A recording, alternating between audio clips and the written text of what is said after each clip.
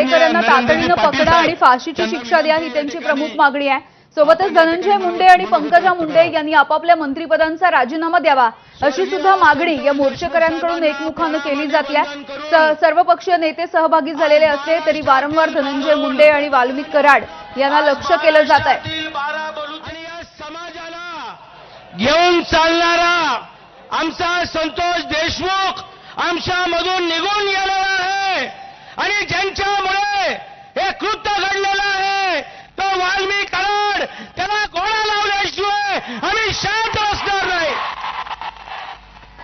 मुख्यमंत्री ज्या वेळेला विरोधी पक्ष नेते होते त्यावेळेला त्यांनी मनसुख हिरे प्रकरण शोधून काढलं।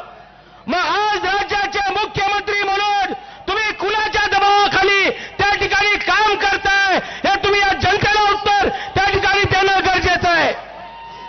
धनंजय मुंडे जोपर्यंत हा निकाल लागत नाही तोपर्यंत मंत्रिमंडळामधून अजितदादा पवारांनी त्यांना हाकलून काढलं पाहिजे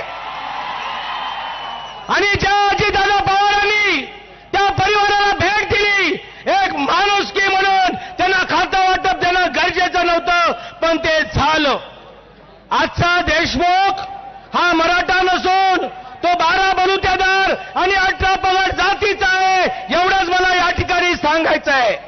बीडमध्ये हत्या ही कुठल्या एका जातीची झाली नाहीये, एका मराठ्याची झाली नाहीये तर माणुसकीची झालेली आहे आणि आज माणुसकी ही महाराष्ट्राला आपण सर्वांनी दाखवून दिलेली आहे।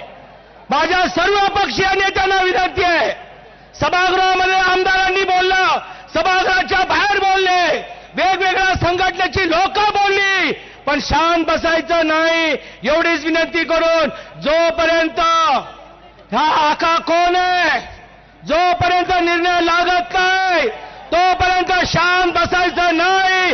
जय भवानी, जय शिवाजी। त्यानंतर औसा विधानसभेचे आमदार आदरणीय अभिमन्यू पवार साहेबांना विनंती आहे त्यांनी या ठिकाणी मनोगत व्यक्त करावं।